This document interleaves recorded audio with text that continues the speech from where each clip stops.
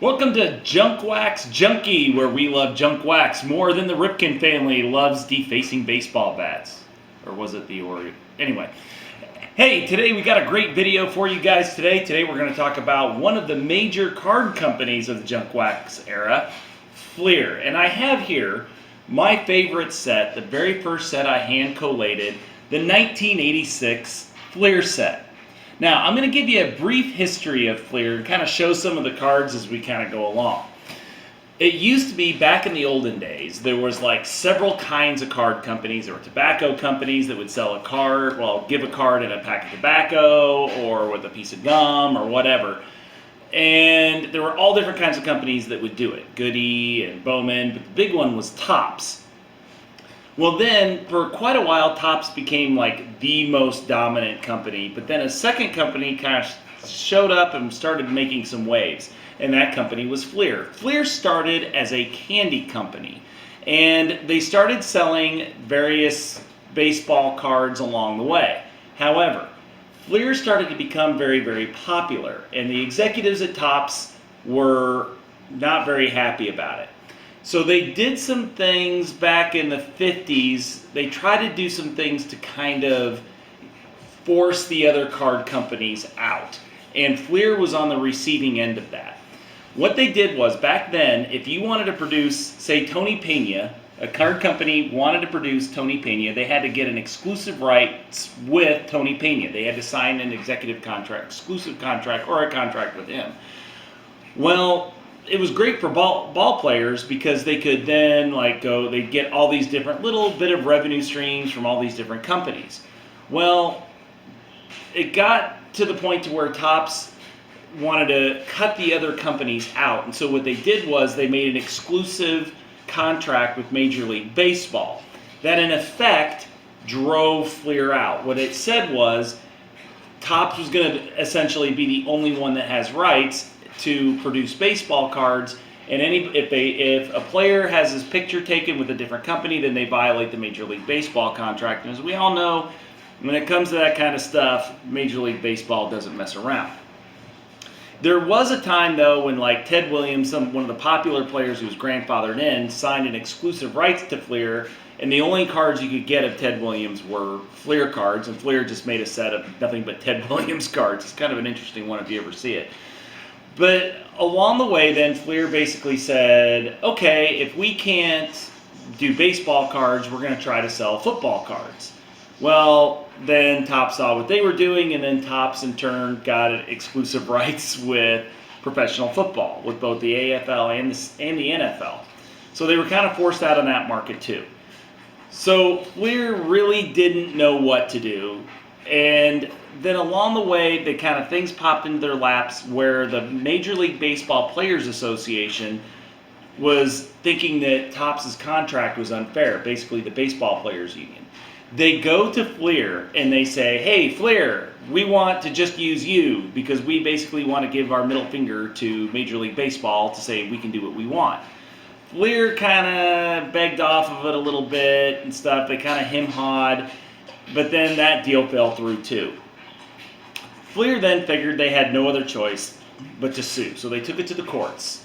Remember, there are three things in America that are tried and true: apple pie, baseball, and lawsuits. So Fleer decided to sue.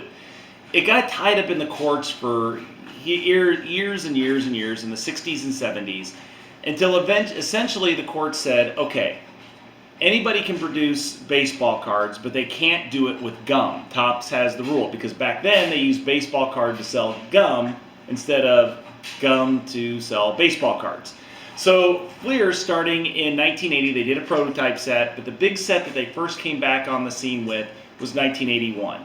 And for some reason they figured that since they couldn't use bubble gum, they would sell them with things like stickers. Here's a pirate sticker. So every time you bought a pack of Fleer, especially like here from the 1986 Fleer set, then you could also get a sticker, and it would have kind of some fun facts or something. These are nothing more than a novelty. You put the stickers and put them on your Starbucks or whatever. They were really not much of anything. I'm just surprised I still have so many Fleer stickers laying around. But Fleer kind of had some trouble from the start.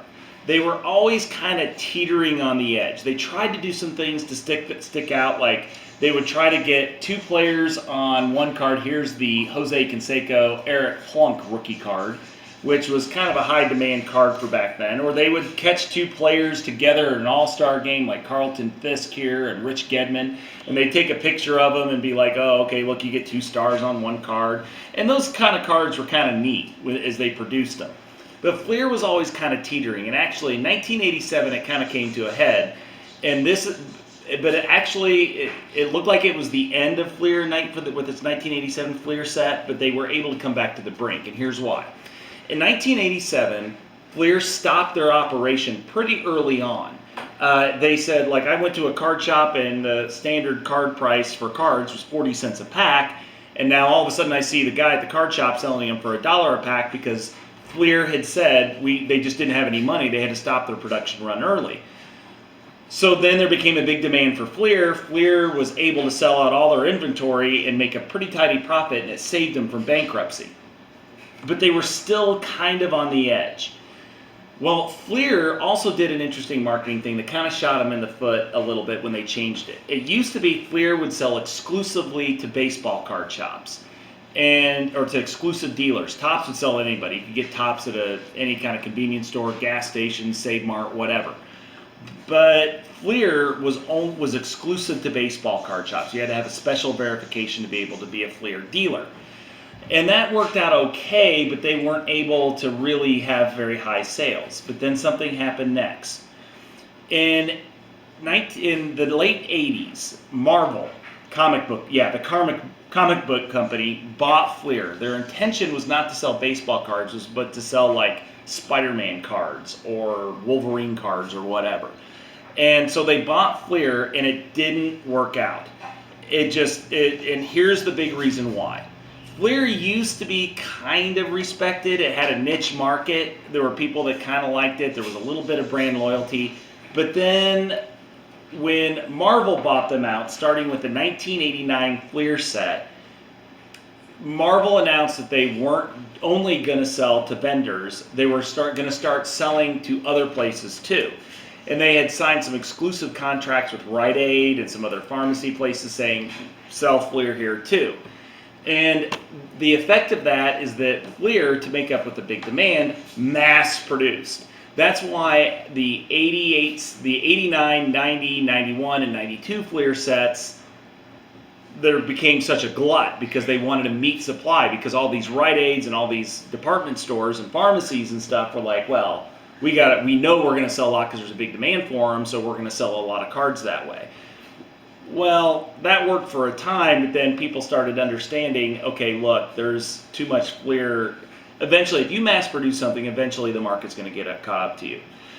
Fleer's response, and then also Upper Deck came on the scene in the late 80s, early 90s, and it was a high quality card. Look for a future video on Upper Deck, on the Upper Deck story, but it was a high quality card. So Fleer's response to that was to do Fleer Ultra, which was supposed to be like, you know, car companies will have like Chevy and then their high-end Cadillac. That's what they were going for.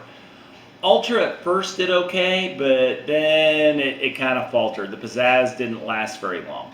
They merged with Skybox, and there was Flair from Fleer, and they tried all these different things, and it didn't work out. Till eventually, Marvel sold them at a huge loss. Very few people realize this, but in the late 90s, Marvel went through a period of severe economic issues going on. And so they tried to spin Fleer off. Didn't really, like one company, a family owned it, and it lasted for about 2 years, and then that didn't work out. And then eventually they ended up in the hands, the Fleer company ended up in the hands of one of their most hated rivals, Upper Deck. Upper Deck produced a few sets under them, but none of them really took off. They kind of abandoned the baseball thing and stuck to football and hockey and basketball. The thinking Upper Deck had was that baseball was too flooded. Maybe it wasn't. They even pondered the idea of making a NASCAR series, but nothing really took. And Fleer never could get past that reputation of being mass produced like it was, especially the 90 set. The 90 set you could get anywhere. You can go on eBay and get a 1990 Fleer set for $2. They're not worth anything. and they couldn't really tarnish that mass-produced reputation they had. So 2007, 2007, it was announced by the Upper Deck Corporation that Fleer ceased to exist. Fleer is kind of a good relic. It's kind of a good story that Fleer has with the baseball card industry.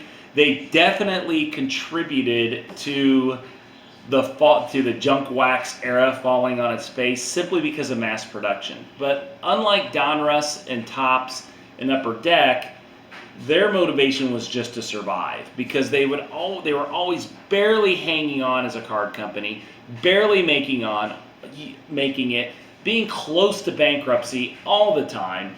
And it was, for them, they struggled, they tried to make a go of it, they tried to do everything they could, which led to the mass production. So their motivation was different than the other card companies and their reasons for innovation, because they were pretty much just trying to hold on. It's kind of, when you really research Fleer a little bit and you see what the story is behind the card company, it's hard to kind of really fault them, because they really had some pretty severe issues. But the Fleer company, they had some great sets. If you're a fan of the Junkwax, the 86 Fleer set, I'll be doing a video on that sometime soon too. But the best set that they have is the 87 set, which is one of the best sets of the Junkwax era. The photo quality was there. You could tell that they really took some pride and effort in creating a good product. Stay away from the 90 and the 91 Fleer sets. They're just awful. But if you want them and you want a cool set for $2, I highly recommend you go on eBay or something like that, just if you kind of want to have something kind of laying around. But they're really not, like a lot of stuff from the Junkwax era, they're not worth much. Well, I hope you enjoyed the video on Fleer Baseball. Don't forget to like, subscribe, and I guess you're supposed to ring a bell or something. Stay with me, more Junkwax videos to come.